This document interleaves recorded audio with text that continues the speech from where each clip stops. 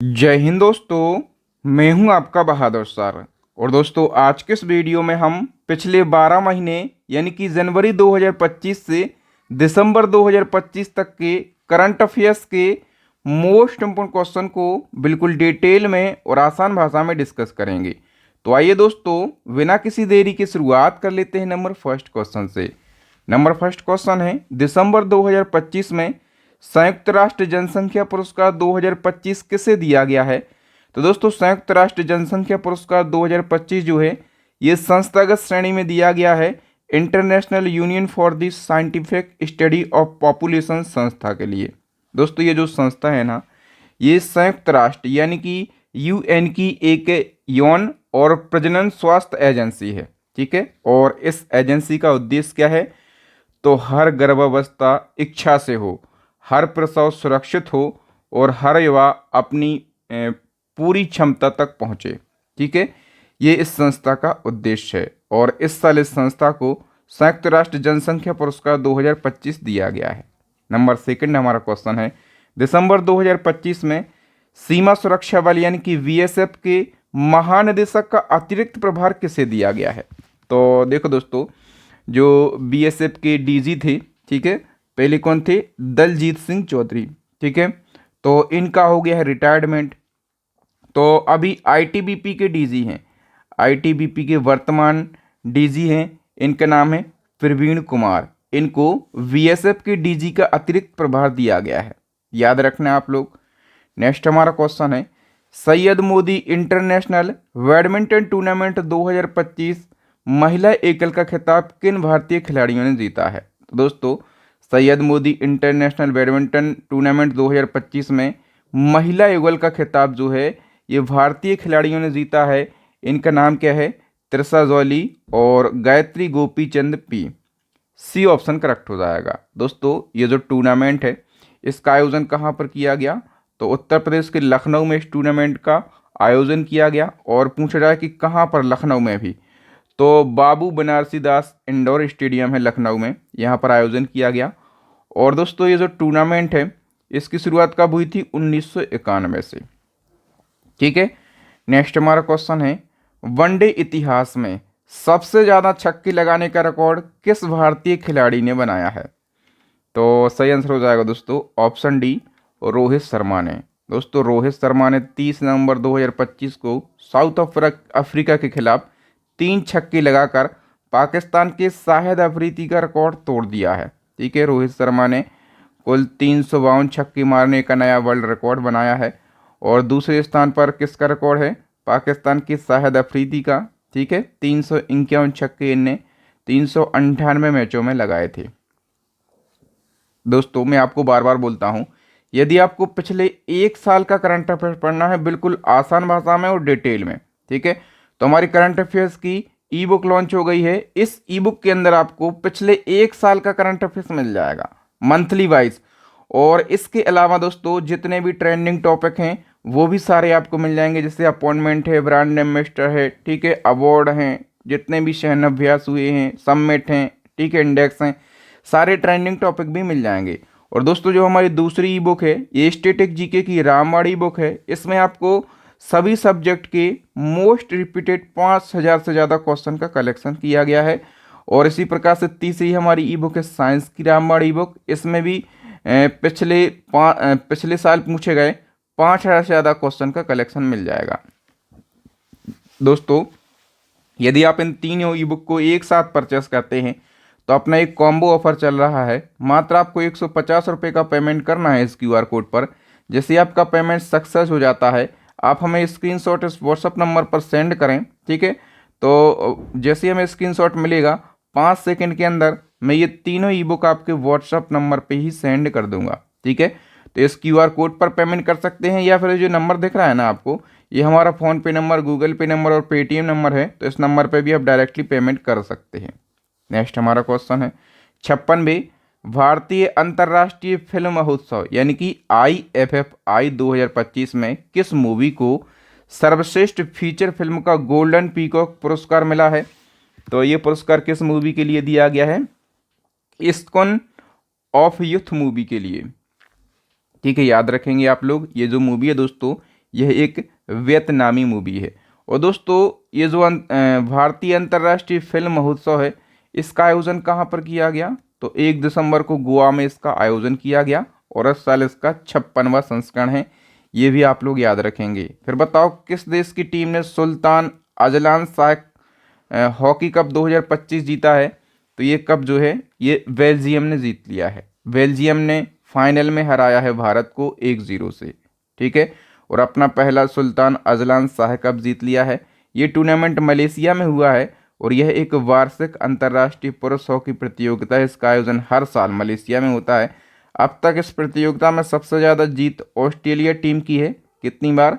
10 बार, ठीक। फिर बताओ कि 56 में भारतीय अंतर्राष्ट्रीय फिल्म महोत्सव 2025 में किस फिल्म निर्देशक को सिल्वर पीकॉक अवार्ड मिला है? तो दोस्तों डायरेक्टर हैं, इनका नाम है संतोष दावकर, ठीक है, और इनको दोस्तों सिल्वर पीकॉक अवार्ड से सम्मानित किया गया है। देखो 56वें जो दोस्तों अवार्ड हैं भारतीय अंतर्राष्ट्रीय फिल्म महोत्सव, इसको IFFI कहते हैं।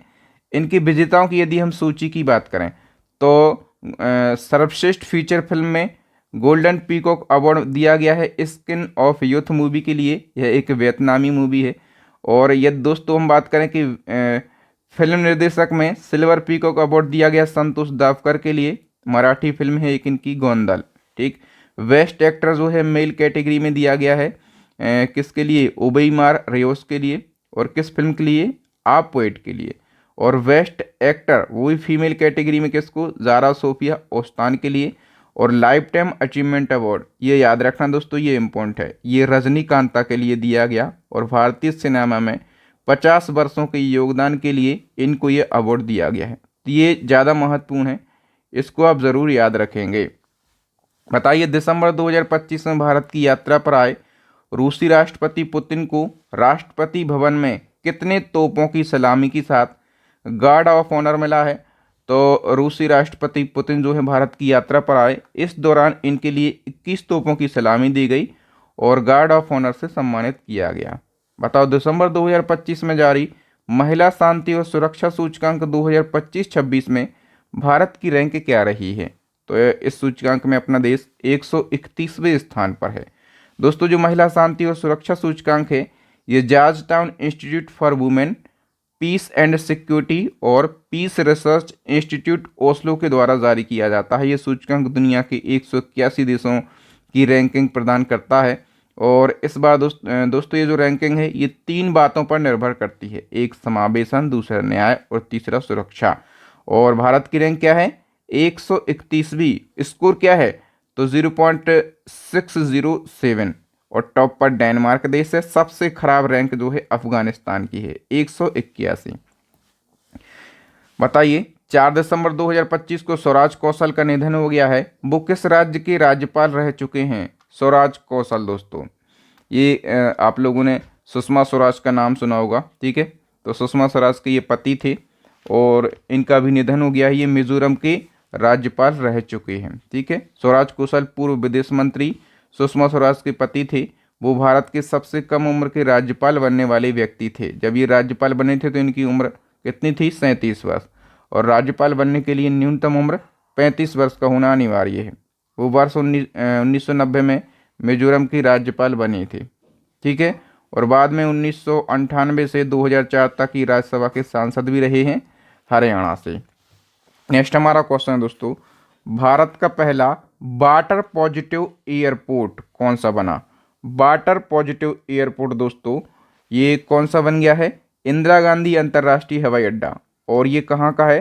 तो ये न्यू दिल्ली का हवाई अड्डा है, ठीक है। दोस्तों वाटर पॉजिटिव टर्म यूज़ हुआ है, ये टर्म क्या होता है? तो इसका मतलब ये होता है कि जितना पानी जो है एयरपोर्ट के लिए इस्तेमाल किया गया है, ठीक है, एयरपोर्ट के लिए जितना पानी इस्तेमाल किया गया है उससे ज़्यादा पानी वो एयरपोर्ट प्रकृति को लौटा दे। अब ये प्रकृति को पानी कैसे लौटाएगा? तो दोस्तों वाटर को सेव करेगा, जल संरक्षण के लिए कई सारे काम करेगा किए हैं इस एयरपोर्ट ने। और जितना पानी एयरपोर्ट पर खर्च किया गया है उससे ज़्यादा पानी इस एयरपोर्ट ने प्रकृति को लौटा दिया। तो इस प्रकार से भारत का पहला वाटर पॉजिटिव एयरपोर्ट ये इंदिरा गांधी अंतर्राष्ट्रीय हवाई अड्डा बना है। याद रखना इम्पोर्टेंट क्वेश्चन। केंद्रीय अप्रत्यक्ष कर एवं सीमा शुल्क बोर्ड का नया चेयरमैन किसे नियुक्त किया गया है?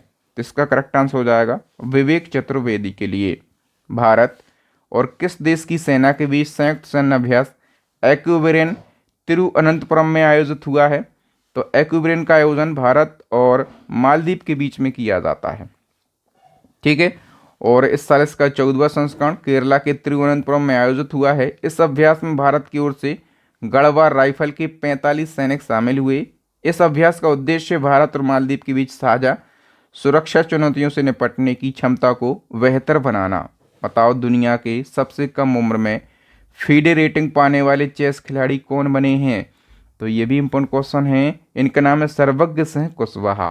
ठीक है, तो दिसंबर 2025 में सर्वज्ञ सिंह कुशवाहा दुनिया की सबसे कम उम्र में फीडे रेटिंग पाने वाले चेस खिलाड़ी बन गए हैं। वे मध्य प्रदेश के सागर जिले से बिलोंग करते हैं। इनकी उम्र 3 साल 7 महीने और 20 दिन की है और इन्होंने रैपिड रेटिंग जो है ये 1572 दर्ज करी है।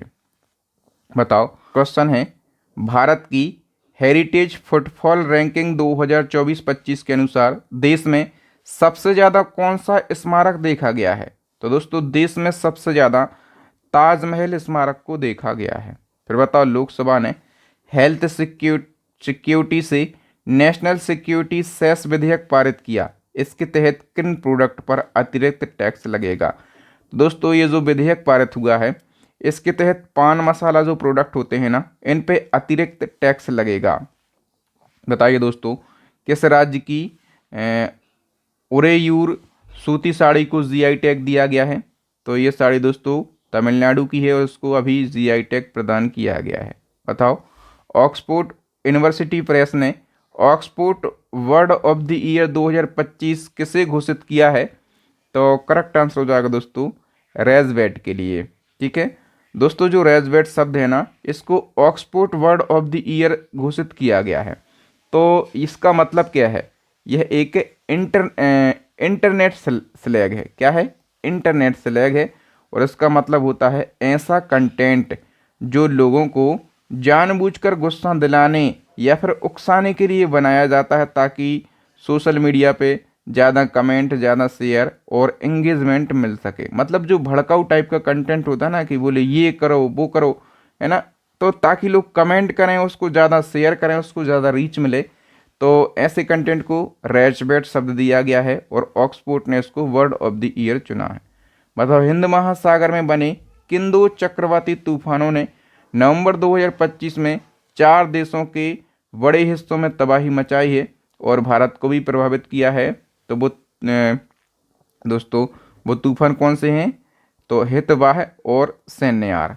सी ऑप्शन करेक्ट हो जाएगा। बताओ भारतीय जनसंख्या अध्ययन संघ के अनुसार वर्ष 2080 में भारत की जनसंख्या स्थिर हो जाएगी और ये कितनी होगी? तो 2080 में भारत की जनसंख्या स्थिर हो जाएगी और ये जनसंख्या 1.8 to 1.9 अरब रह जाएगी, स्थिर हो जाएगी। ठीक है, अक्टूबर 2025 को प्रसिद्ध कवि और लेखक व शिक्षाविद पंडित रामदरस मिश्र का निधन हो गया है। आप बताएं कि पंडित रामदरस मिश्र को किस रचना के लिए सरस्वती सम्मान दिया गया था? सही आंसर हो जाएगा दोस्तों मैं तो यहाँ हूँ रचना के लिए इनको सरस्वती सम्मान दिया गया था। पंडित रामदरस मिश्र 1 नंबर याद रखो यहाँ से बनेगा। ये कौन थे? प्रसिद्ध कवि, लेखक और शिक्षाविद थे। 31 अक्टूबर को इनका निधन हुआ है। इनको सरस्वती सम्मान मिला था 2021 में और इनका एक कविता संग्रह है मैं तो यहाँ हूँ। ठीक है, इस कविता संग्रह के लिए मिला था। और इनको साहित्य अकादमी पुरस्कार मिला था 2015 में, व्यास सम्मान मिला था 2011 में और पद्म श्री मिला है 2025 में भारत सरकार द्वारा उनके समग्र साहित्यिक कार्यों के लिए। ठीक है, तो ये सारे फैक्ट याद रखना। बताओ नेक्स्ट क्वेश्चन है, केन्या के पूर्व प्रधानमंत्री रैला ओडिंगा का 15 अक्टूबर 2025 को भारत के किस राज्य में निधन हो गया है? तो याद रखो दोस्तों जो रैला ओडिंगा हैं ये कौन थे? केन्या के पूर्व प्रधानमंत्री थे। ठीक है, और वो आयुर्वेदिक इलाज के लिए कहाँ पर आए थे? केरला के एर्नाकुलम में आए थे और इसी दौरान 15 अक्टूबर को दिल का दौरा पड़ने से इनका निधन हो गया है। बताइए 15 अक्टूबर 2025 को प्रसिद्ध अभिनेता पंकज धीर का भी निधन हो गया है। तो पंकज धीर किस किरदार के लिए सबसे अधिक प्रसिद्ध थे? सभी को पता होगा ये किस किरदार के लिए फेमस थे। तो इनने महाभारत में कर्ण का रोल प्ले किया था। ठीक है, याद रखना नाम क्या है इनका, पंकज धीर। 15 अक्टूबर को निधन हो गया। फिर दोस्तों बताओ 15 अक्टूबर 2025 को जिन दिग्गज गायिका का निधन हुआ है उन्हें तेलुगु सिनेमा की पहली पार्श्व गायिका माना जाता है, उनका नाम क्या था? तो तेलुगु सिनेमा की पहली पार्श्व गायिका माना जाता है दोस्तों किसको? राबू बाला सरस्वती को। ठीक है, और अभी इनका निधन हो गया है। बताओ प्रधानमंत्री कार्यालय का नया नाम क्या रखा गया है? मोस्ट इंपोर्टेंट क्वेश्चन है।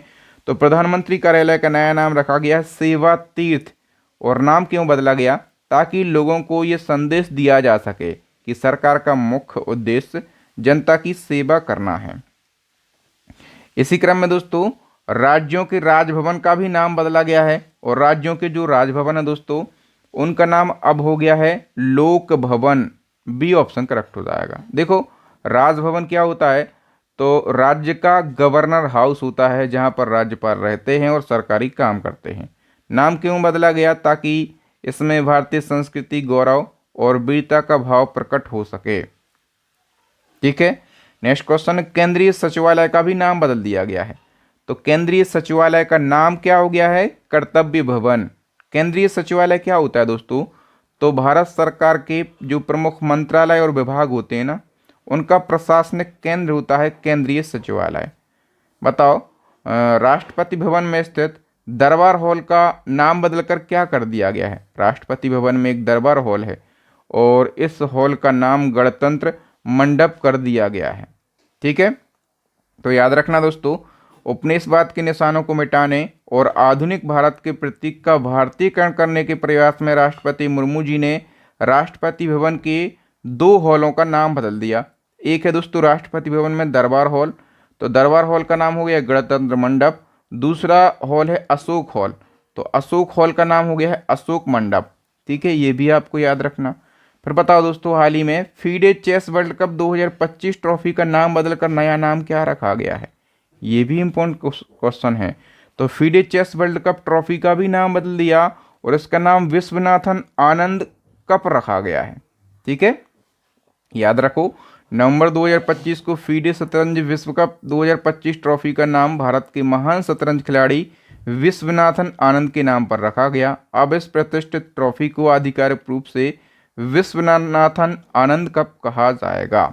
ठीक है, नेक्स्ट क्वेश्चन है हाल ही में अरलम वन्यजीव अभ्यारण्य का नाम बदलकर अरलम तितली अभ्यारण्य किया गया। ये कहाँ पर स्थित है? तो दोस्तों ये स्थित है केरला में। ठीक है, और याद रखना ये जो है भारत का पहला कौन सा तितली अभ्यारण्य है? बताइए उत्तराखंड की सिलकियारा सुरंग का नया नाम क्या हो गया है? इसका नया नाम बाबा भूखनाथ सुरंग रखा गया है। फिर बताओ दोस्तों 74वीं मिस यूनिवर्स 2025 का खिताब किसने जीता है? मोस्ट से भी ज़्यादा इम्पोर्टेंट क्वेश्चन है। ये जो खिताब है ये फातिमा बोस ने जीत लिया है मिस यूनिवर्स प्रतियोगिता। इस साल 74वां संस्करण है, आयोजन हुआ है बैंकॉक में। जीता किसने है? फातिमा बोस ने, जो कि मैक्सिको की हैं। भारत की तरफ से भाग लिया था मनिका विश्वकर्मा ने। इससे पहले 73वीं मिस यूनिवर्स कौन बनी थी 2024 में? विक्टोरिया कैजोर थीलबिंग, ये डेनमार्क की थी। और मिस यूनिवर्स प्रतियोगिता की शुरुआत 1952 से हुई है। दुनिया की पहली मिस यूनिवर्स स्टैटिक जीके में पूछा जाता है अर्मी कुशेला थी फिनलैंड की। और पहली भारतीय मिस यूनिवर्स कौन बनी थी? सुष्मिता सेन 1994 में। दूसरी भारतीय मिस यूनिवर्स बनी है लारा दत्ता 2000 में। तीसरी भारतीय मिस यूनिवर्स बनी है हरना संधू 2021 में। केवल 3 ही भारतीय हैं जिनने ये खिताब अभी तक अपने नाम किया है।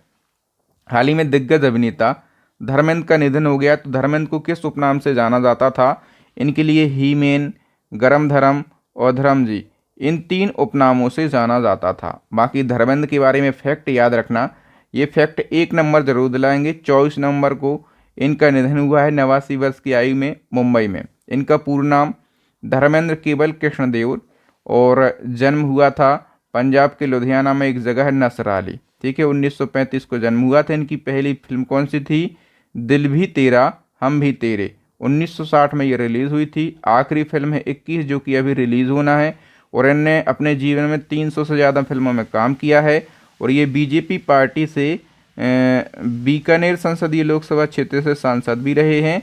इनको कौन कौन से पुरस्कार मिले हैं? 2012 में पद्म भूषण, 1990 में नेशनल फिल्म अवार्ड, 1997 में film fair life time achievement award. और देखो इंडस्ट्री में भी इनने योगदान दिया है धर्मेंद्र जी ने, ऐसा नहीं कि फिल्म में लगे रहे, उद्योग में भी इनने योगदान दिया, जिसके लिए फिक्की ने वर्ष 2006 में लिविंग लीजेंड अवार्ड से भी इनको सम्मानित किया।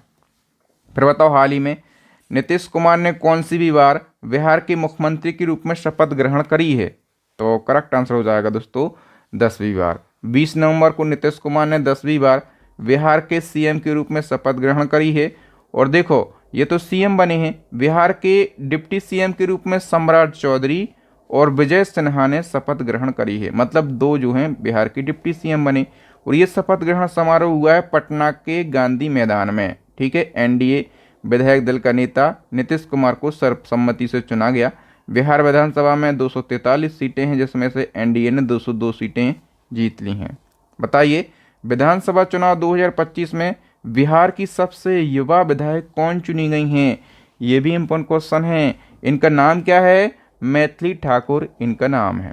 ठीक है, और ये सबसे युवा विधायक चुनी गई हैं, उम्र है 25 वर्ष। ठीक है, मैथिली ठाकुर ने बिहार दरभंगा जिले की अलीनगर विधानसभा सीट से चुनाव जीता। और मैथिली ठाकुर प्रसिद्ध लोक गायिका हैं और जिनकी लोकप्रियता पूरे देश में है। टेनिस का वर्ल्ड कप कहे जाने वाला डेविस कप 2025 का खिताब किसने जीता? तो डेविस कप का खिताब जीत लिया है इटली ने। ठीक है, डेविस कप क्या है? एक पुरुष टेनिस प्रतियोगिता है और इसका आयोजन कहाँ पर हुआ दोस्तों? इटली में ही आयोजन हुआ है, इटली ने ही जीता है। और हम बात करें उपविजेता की, तो स्पेन इसमें उपविजेता रहा। बताओ लगातार दूसरी बार महिला कबड्डी वर्ल्ड कप का खिताब किसने जीत लिया है? तो करेक्ट आंसर हो जाएगा अपने देश भारत ने। ये भी मोस्ट इम्पोर्टेंट क्वेश्चन है। ठीक है, तो महिला कबड्डी वर्ल्ड कप का ये दूसरा संस्करण था, किसने जीता है? भारत ने। उपविजेता है चीनी ताइपे, आयोजन हुआ है बांग्लादेश के ढाका में और भारतीय टीम की कप्तानी करी है ऋतु नेगी ने। बताओ इसी क्रम में प्रो कबड्डी लीग की 12वीं संस्करण का खिताब किसने जीता है? तो इसका खिताब दबंग दिल्ली ने जीता है। ठीक है, और किसको हराकर? पुनेरी पल्टन को हराकर। कप्तानी किसने करी? तो मनप्रीत सिंह ने इसकी कप्तानी करी है। आईसीसी महिला क्रिकेट वर्ल्ड कप 2025 का खिताब किसने जीता है? ये तो सभी को पता होगा भैया। इसका जो खिताब है ये भारत ने पहली बार जीता है। ठीक है, 47 साल के लंबे इंतजार के बाद भारत ने पहली बार महिला क्रिकेट वर्ल्ड का खिताब जीत लिया है। ठीक है, भारत ने फाइनल में साउथ अफ्रीका को हराया। देखो आयोजन कहाँ कहाँ पर हुआ है? भारत और श्रीलंका में आयोजन हुआ। 13वां संस्करण है। इसका ऑफिशियल सॉन्ग कौन सा है? ब्रिंग इट होम, और इसकी गायिका है श्रेया घोषाल। कुल 8 टीमों के बीच में 31 मैच खेले गए, जीता है भारत ने। तो देखो जो विजेता टीम होती है ना, पूछा जाता है कि कप्तानी किसने करी? हरमनप्रीत कौर ने। उपविजेता है साउथ अफ्रीका। ठीक है, उद्घाटन मैच हुआ Assam cricket association, final match हुआ डीवाई पाटिल स्टेडियम। विजेता टीम को 39 करोड़ रुपए की राशि। सबसे ज़्यादा रन बनाए हैं लारला बोलवार्ट ने 571 रन। सबसे ज़्यादा विकेट लिए हैं भारत की दीप्ति शर्मा ने 22 विकेट। और फाइनल का player of the match Bharat की शेफाली वर्मा को, और player of the tournament Bharat की दीप्ति शर्मा को। और बार हुआ था दोस्तों जो इससे पहले महिला क्रिकेट वर्ल्ड कप, ये किसने जीता था? ऑस्ट्रेलिया ने जीता था। फिर बताओ दोस्तों एशियाई तीरंदाजी चैंपियनशिप 2025 में भारत ने कितने मेडल जीतकर शीर्ष स्थान हासिल किया है? तो इस चैंपियनशिप में भारत ने टोटल 10 मेडल जीते हैं। दोस्तों ये जो चैंपियनशिप इसका आयोजन हुआ है बांग्लादेश के ढाका में, 24वां संस्करण। इस चैंपियनशिप में भारत ने 10 पदक जीतकर टॉप रैंक हासिल करी है। बताओ कैम्ब्रिज डिक्शनरी ने 2025 के लिए अपना वर्ड ऑफ द ईयर किस शब्द को चुना है? सही आंसर हो जाएगा पैरासोशल शब्द के लिए। याद रखो कैम्ब्रिज डिक्शनरी का word of the year 2025 parasocial शब्द के लिए चुना गया है। इस शब्द का अर्थ क्या होता है? किसी प्रसिद्ध व्यक्ति, जो कोई दोस्तों वो टीवी का एक्टर भी हो सकता है, ठीक है, वो कोई भी क्रिकेटर हो सकता है, मतलब टीवी का कोई भी प्रसिद्ध व्यक्ति, ठीक है, चाहे वो एआई रोबोट क्यों ना हो, ठीक है, उसकी तरफ एक तरफा संबंध, एक तरफा प्यार जिसे कोई महसूस करता है, ठीक है, भले ही वो कभी उस व्यक्ति से मिला तक ना हो, ठीक है, वो क्या कहलाता है, पैरा सोशल। ठीक है, मतलब कोई एक टीवी एक्टर है, ठीक है, और आप उसके बहुत बड़े फैन हैं, एक तरफा जो है इसको अपन बोल सकते हैं संबंध। ठीक है, तो उसके लिए पैरा सोशल शब्द का यूज़ किया गया है और word of the year Cambridge dictionary ने इसको घोषित किया है। ठीक, भारत के 53वें मुख्य न्यायाधीश कौन बने हैं, तो जस्टिस सूर्यकांत 53वें मुख्य न्यायाधीश बने हैं। बाकी सुप्रीम कोर्ट की डिटेल में आपको कई बार बता चुका हूँ। ठीक, वैश्विक भुखमरी सूचकांक 2025 में भारत की रैंक क्या है, तो इसमें भारत 102वें स्थान पर है। वैश्विक भुखमरी सूचकांक ये कंसर्न वर्ल्ड वाइड जो कि एक आयरिश एजेंसी है, और वेल्थ हंगर हेल्प जो कि एक जर्मन संगठन है, इनके द्वारा जारी किया जाता है। 123 देशों में से भारत 102वें स्थान पर है। और इस इंडेक्स के जरिए क्या होता है, दुनिया में भूख और कुपोषण पर नज़र रखी जाती है। ये सूचकांक 4 मापदंडों के आधार पर रेडी होता है: अल्पपोषण, बच्चों का बौनापन, बाल दुर्बलता और बाल मृत्यु दर। फिर बताओ दोस्तों, वैश्विक नवाचार सूचकांक 2025 में भारत किस स्थान पर है, तो ग्लोबल इनोवेशन इंडेक्स की हम बात कर रहे हैं, इसमें भारत 38वें स्थान पर है। ठीक है, तो भारत 38वें स्थान पर है। और दोस्तों इसमें क्या होता है, तो इस सूचकांक में देश को उसके नवाचार गुणों के आधार पर रैंकिंग दी जाती है। स्विट्जरलैंड ने लगातार 14वें साल टॉप रैंक हासिल करी है। अंतिम स्थान है अंगोला का। ये सूचकांक विश्व बौद्धिक संपदा संगठन के द्वारा जारी किया जाता है। स्विट्जरलैंड टॉप पर है, स्वीडन सेकंड पर, अमेरिका तीसरे स्थान पर है। अतः अक्टूबर 2025 को भारतीय अंतरिक्ष तकनीक स्टार्टअप गैलेक्स आई ने किस नाम से विश्व के पहले मल्टी सेंसर अर्थ ऑब्जर्वेशन उपग्रह के प्रक्षेपण की घोषणा करी है, तो करेक्ट आंसर हो जाएगा ऑप्शन ए, मिशन दृष्टि के नाम से। ठीक है, नेक्स्ट क्वेश्चन, अक्टूबर 2025 को कौन सा देश इच्छा मृत्यु को वैध बनाने वाला पहला लैटिन अमेरिकी देश बन गया है, तो करेक्ट आंसर हो जाएगा उरुग्वे देश। और इच्छा मृत्यु को वैध बनाने वाला दुनिया का पहला देश कौन सा है, ठीक है, तो दोस्तों करेक्ट आंसर हो जाएगा नीदरलैंड। बताओ, अक्टूबर 2025 को नीति आयोग के महिला उद्यमिता मंच और डीपी वर्ल्ड द्वारा महिला उद्यमिता को सशक्त बनाने हेतु किस पहल की शुरुआत की गई, करेक्ट आंसर हो जाएगा दोस्तों वी राइट्स पहल। ठीक है, इसको कहते हैं महिला उद्यमी, समावेशी और सतत उद्यमों की पुनर्कल्पना। अक्टूबर 2025 को wild life institute of India द्वारा जारी रिपोर्ट हाथियों की डीएनए आधारित समकालिक अखिल भारतीय जनसंख्या अनुमान के अनुसार भारत में जंगली हाथियों की अनुमानित जनसंख्या कितनी है, तो भारत में जंगली हाथियों की जनसंख्या जो है 22,446 है। बी ऑप्शन करेक्ट हो जाएगा। हाल ही में मिसेस यूनिवर्स 2025 के खिताब जीतने वाली पहली भारतीय कौन बनी है, तो इनका नाम है शेरी सिंह। ठीक है, याद रखना दोस्तों, भारत की बेटी है शेरी सिंह और इन्हें मिसेस यूनिवर्स 2025 का ताज जीतकर इतिहास रचा। इतिहास क्यों रचा, क्योंकि ऐसा पहली बार हुआ है जब किसी भारतीय महिला ने ये खिताब जीता हो। और ये प्रतियोगिता फिलीपींस की राजधानी मनीला में आयोजित हुई है। 120 देशों की प्रतिभागियों ने भाग लिया। इस साल इसका 48वां संस्करण है। पीएम मोदी ने किस महिला विदेशी प्रधानमंत्री की किताब के भारतीय संस्करण के लिए प्रस्तावना लिखी है, तो सभी को पता होगा, इटली की जो प्रधानमंत्री हैं जॉर्जिया मेलोनी। ठीक है, इनकी किताब आने वाली है, भारतीय संस्करण उसका आने वाला है। हम डिटेल की बात करें, पीएम नरेंद्र मोदी ने जो इटली की प्रधानमंत्री हैं जॉर्जिया मेलोनी, इनकी आत्मकथा है I am Giorgia my roots my principle. और ये जो आत्मकथा है इसका भारतीय संस्करण आने वाला है और इसके लिए प्रस्तावना लिखी है पीएम नरेंद्र मोदी जी ने। जो मेलोनी है दोस्तों, ये 2022 में इटली की पहली महिला प्रधानमंत्री बनी थी और इस किताब में इन्होंने महिला नेतृत्व, मातृत्व और राजनीतिक सक्रियता जैसे अपने अनुभवों को साझा किया है। बताओ, एशिया कप 2025 का खिताब किसने जीता? एशिया कप का खिताब जीत लिया है अपने देश भारत ने। ठीक है, इसका आयोजन कहाँ पर हुआ है? संयुक्त अरब अमीरात में 17वां संस्करण है और जीता है भारत ने। और भारत ने पाकिस्तान को हराया तो और मज़ा आया। भारत ने ये खिताब 9वीं बार जीता है। मैन ऑफ द मैच का पुरस्कार तिलक वर्मा को दिया गया। मोस्ट वैल्यूएबल प्लेयर का पुरस्कार कुलदीप यादव को दिया गया है।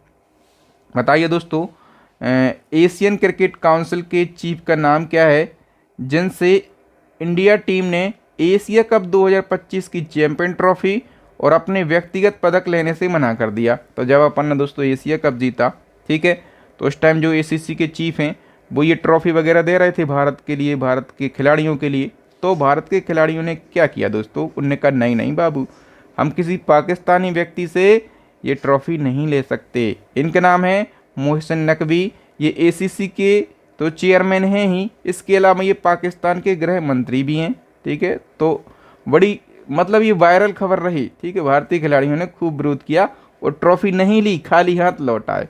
हाल ही में बीसीसीआई के नए अध्यक्ष कौन बने, तो मिथुन मनहास बीसीसीआई के नए अध्यक्ष बने हैं। बीसीसीआई क्या है, भारत में जितने भी क्रिकेट मैच होते हैं इनको बीसीसीआई रेगुलेट करता है।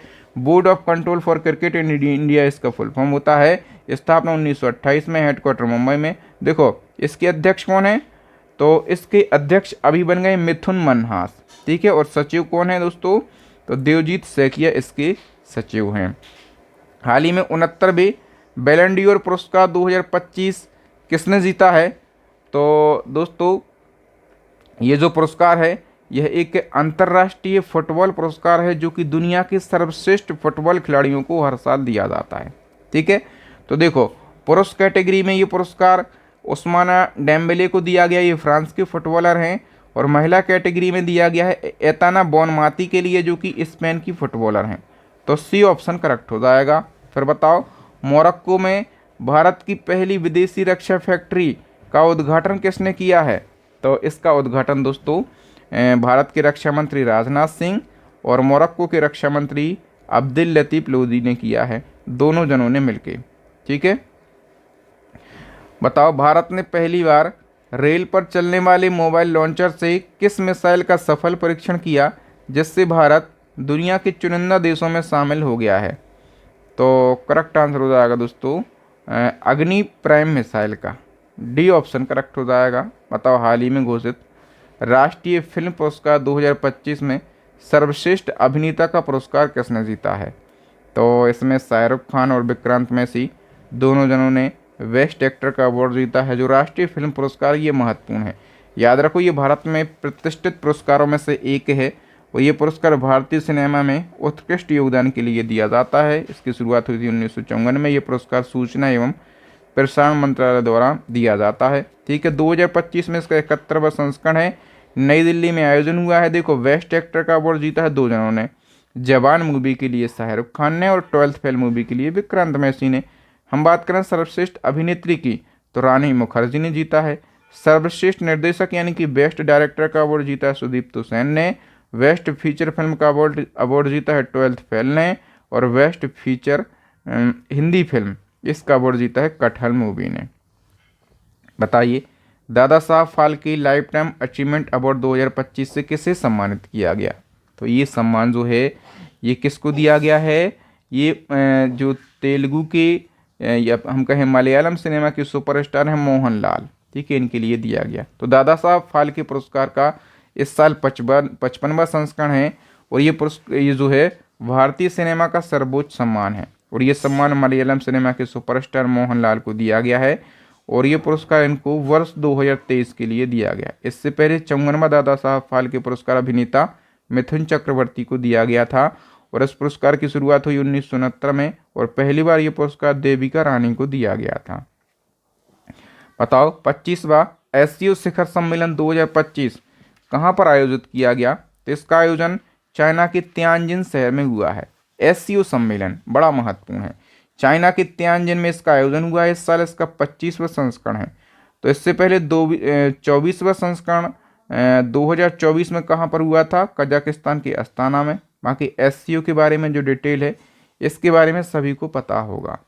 2025 का रेमन मैग्सेसे पुरस्कार पाने वाला पहला भारतीय एनजीओ कौन सा बन गया, तो रेमन मैग्सेसे पुरस्कार पाने वाला जो पहला भारतीय एनजीओ है ये एजुकेट गर्ल बन गया है। इसको हम बोलते हैं foundation to educate girl globally, ठीक है। तो याद रखो जो एजुकेट गर्ल है ये भारत का पहला एनजीओ है जिसने रेमन मैग्सेसे पुरस्कार जीता है और इस एनजीओ को लड़कियों की शिक्षा को बढ़ावा देने और समाज की रूढ़ियों को बदलने के लिए ये सम्मान दिया गया है। इस एनजीओ की शुरुआत 2007 में सफीना हुसैन ने राजस्थान से करी थी। रेमन मैग्सेसे पुरस्कार के बारे में सभी लोग जानते रहते होंगे कि इसको एशिया का नोबेल पुरस्कार कहा जाता है, स्थापना 1957 में। ठीक है, और ये पुरस्कार 31 अगस्त को फिलीपींस की राजधानी मनीला में दिए गए हैं। तो एजुकेट गर्ल ने तो ये पुरस्कार जीता ही है भारत के। इसके अलावा एक जो मालदीव की साहिना अली हैं। ठीक है, तो देखो संस्थागत श्रेणी में तो अपन ने जीता है एजुकेट गर्ल ने, जो कि भारत की एक संस्था है, और व्यक्तिगत श्रेणी में भी ये 2 जनों को दिए गए हैं, मालदीव की साहिना अली ने और एक हैं फिलीपींस के, इनका नाम क्या है तो फिलिवियानो एंटनियो एल विलानोवा।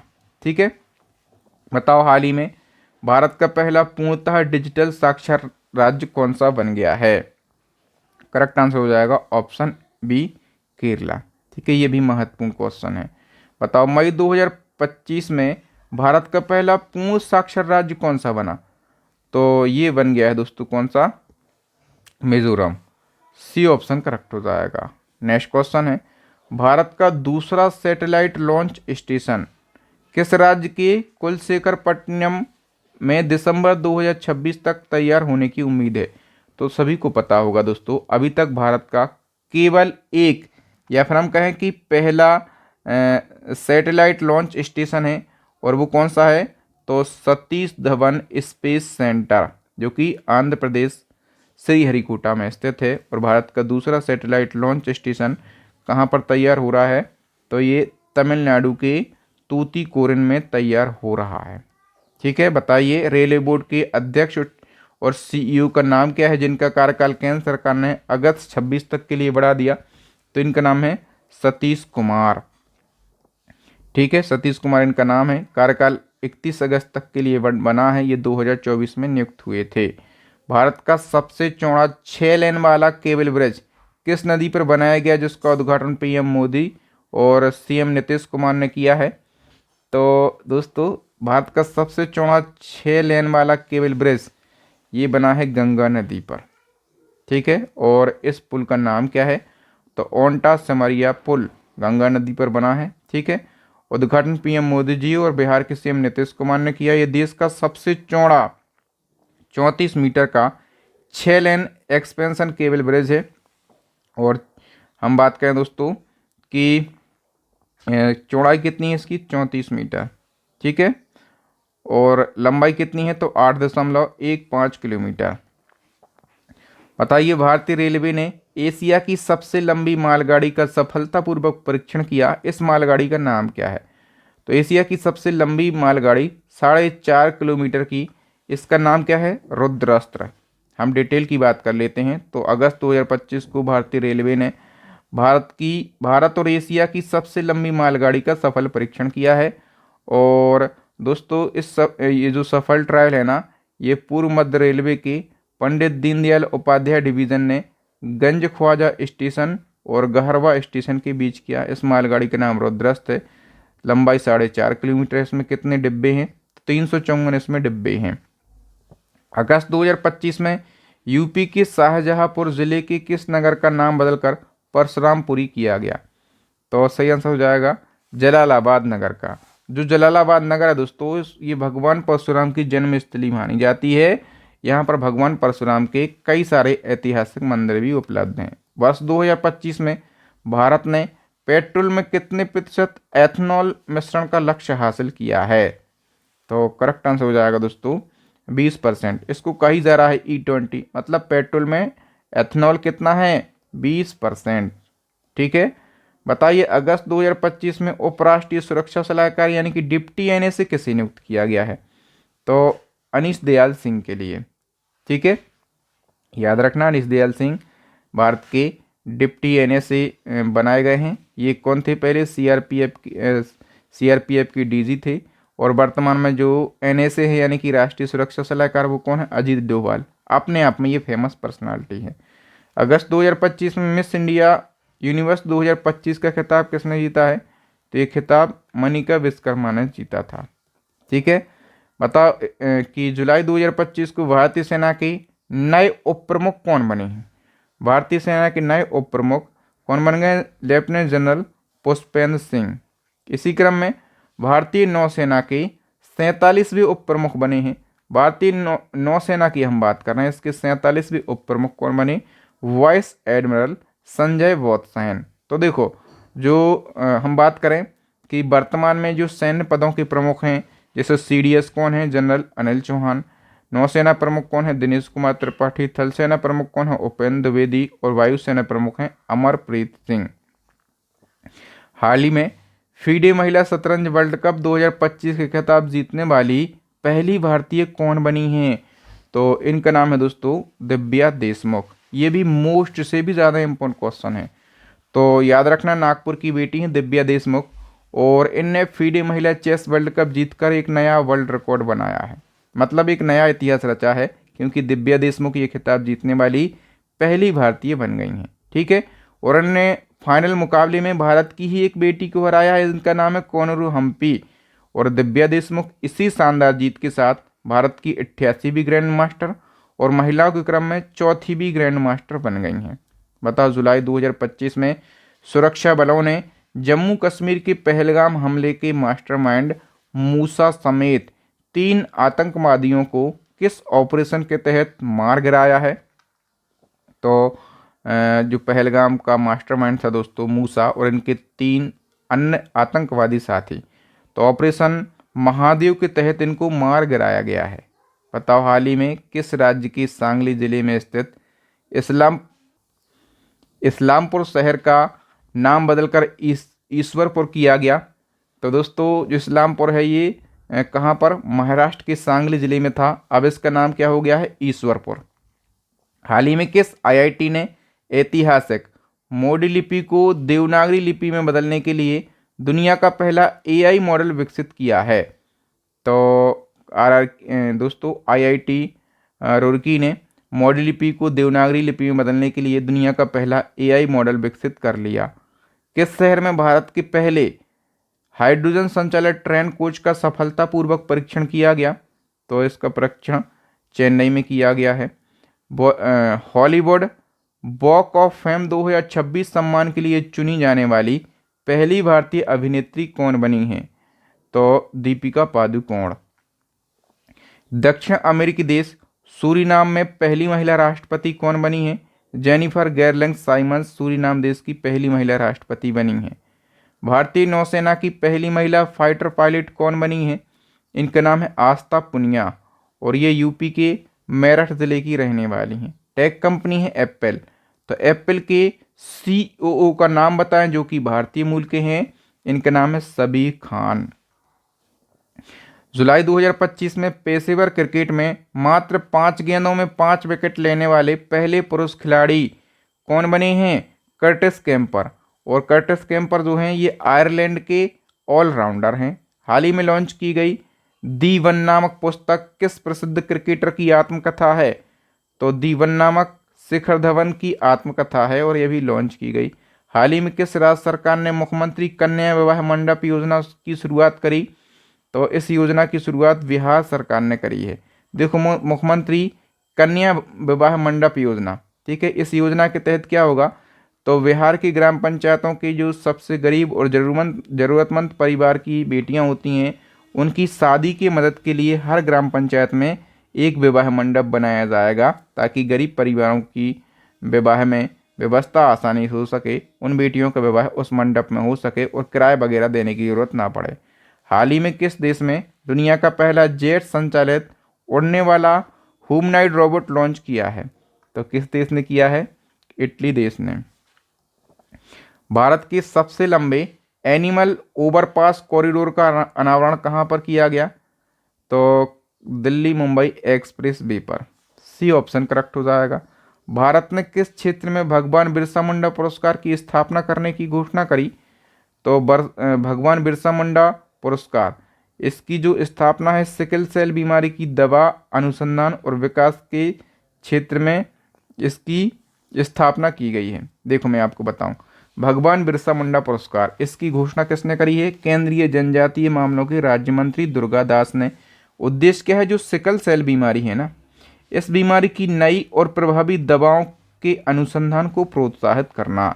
सिकल सेल बीमारी होती क्या है? यह एक आनुवांशिक रक्त विकार है जिसमें आरबीसी विकृत हो जाती हैं और शरीर के जो टिश्यू हैं उन तक पर्याप्त ऑक्सीजन नहीं पहुंच पाती है। हाल ही में जारी ग्लोबल लिवेबिलिटी इंडेक्स 2025 में रहने योग्य दुनिया का सर्वश्रेष्ठ शहर कौन सा है? तो ये है डेनमार्क का कोपेनहेगन। किस शहर में भारत का पहला of grid green hydrogen pilot plant शुरू किया गया है? तो ये कहाँ पर? कच्छ में शुरू किया गया है। टेस्ट मैच की दोनों पारियों में शतक लगाने वाले पहले भारतीय विकेट कीपर कौन बने हैं? Rishabh Pant is the correct answer. Bharat के पहले तितली अभ्यारण्य का उद्घाटन किस राज्य में किया गया?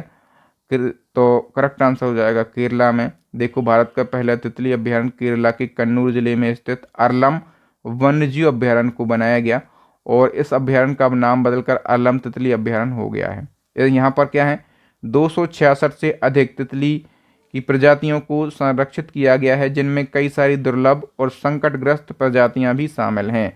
17वें वृक्ष शिखर सम्मेलन 2025 की मेजबानी किस देश ने की है? तो इसका करेक्ट आंसर हो जाएगा दोस्तों, ये मेजबानी जो है ब्राज़ील के रियो डी जेनेरियो में की गई। ठीक है, तो ब्रिक्स समिट 2025 इस साल 17वां संस्करण है। ब्राज़ील के रियो डी जेनेरियो शहर में इसका आयोजन किया गया है।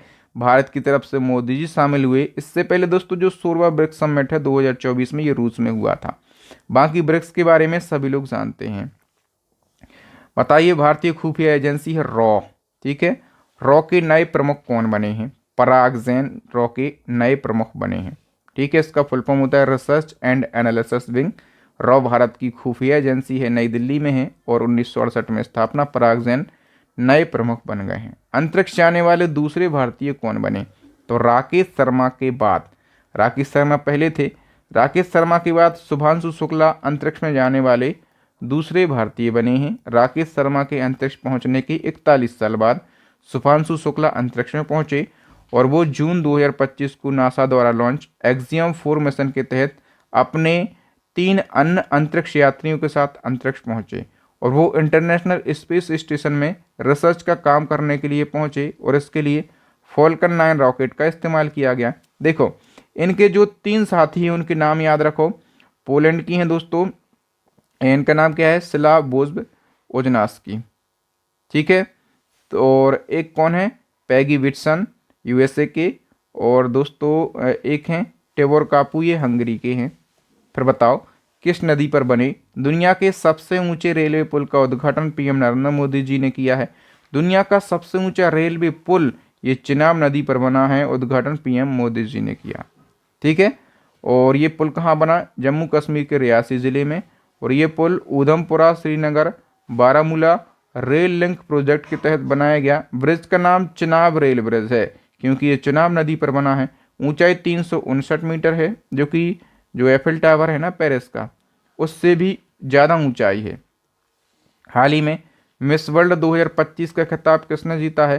थाईलैंड की सुचाता चौंगसी ने मिस वर्ल्ड 2025 का खिताब जीत लिया। बताओ, किस लेखक ने हिंदी भाषा के लिए साहित्य अकादमी युवा पुरस्कार 2025 जीता है? तो ये पुरस्कार जीता है पार्वती तिर्की ने। ए ऑप्शन करेक्ट हो जाएगा। साहित्य अकादमी युवा पुरस्कार के विजेताओं की बात करें, हिंदी के लिए पार्वती तिर्की ने, अंग्रेजी के लिए आदित्य कोट्टारी ने, संस्कृत के लिए धीरज कुमार पांडे ने, मैथिली के लिए नेहा झामड़ी ने, मराठी के लिए प्रदीप कोकरे ने।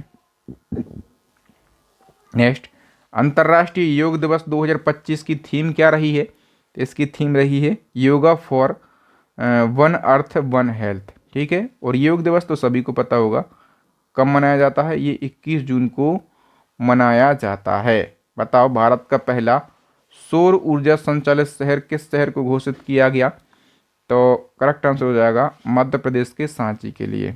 ठीक, इसी क्रम में हाल ही में भारत का पहला पूर्णतः सौर ऊर्जा संचालित जिला कौन सा बना है? ये बन गया है दोस्तों दीव, जो कि दादरा और नगर हवेली तथा दमन दीव का एक जिला है। ठीक है, तो दोस्तों यहाँ पर करंट अफेयर्स के मोस्ट इंपोर्टेंट क्वेश्चन को हमने डिस्कस किया है पिछले 1 साल के। और दोस्तों, यदि आप इसी प्रकार से टॉपिक वाइज करंट अफेयर्स को पढ़ना चाहते हैं, मंथली वाइज करंट अफेयर्स को पढ़ना चाहते हैं, तो हमारी करंट अफेयर्स की बेस्ट ई बुक लॉन्च हो गई है।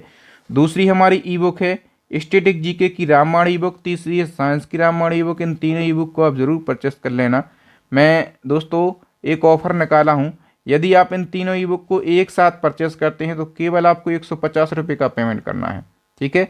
और जैसे ही आपका 150 रुपये का पेमेंट यहाँ पर डन हो जाता है, पेमेंट करना है इस QR कोड पर, या फिर ये जो नंबर दिख रहा है ये हमारा फ़ोनपे नंबर, गूगल पे नंबर और पेटीएम नंबर है, तो डायरेक्टली आप यहाँ पे भी पेमेंट कर सकते हैं। पेमेंट सक्सेस का स्क्रीनशॉट आप हमें भेजें इस व्हाट्सअप नंबर पर, हम 5 सेकंड के अंदर ये तीनों ई बुक आपको व्हाट्सएप पर ही सेंड कर देंगे। थैंक यू दोस्तों। मुझे उम्मीद है कि आपको मेरे पढ़ाने का तरीका, कंटेंट की क्वालिटी ज़रूर अच्छी लगी होगी, तो वीडियो को लाइक कीजिए, पॉजिटिव कमेंट कीजिए, वीडियो को ज़्यादा से ज़्यादा शेयर करना है और इस चैनल को कर लीजिए सब्सक्राइब, ताकि जब भी मैं नया वीडियो डालूं तो उसका नोटिफिकेशन आपको मिल सके, आपको यहाँ वहाँ दर बदर भटकने की कोई भी ज़रूरत ना पड़े। थैंक यू दोस्तों, जय हिंद। मैं हूँ आपका बहादुर सर। मिलूंगा एक और नए और धमाकेदार वीडियो के साथ। Thank you.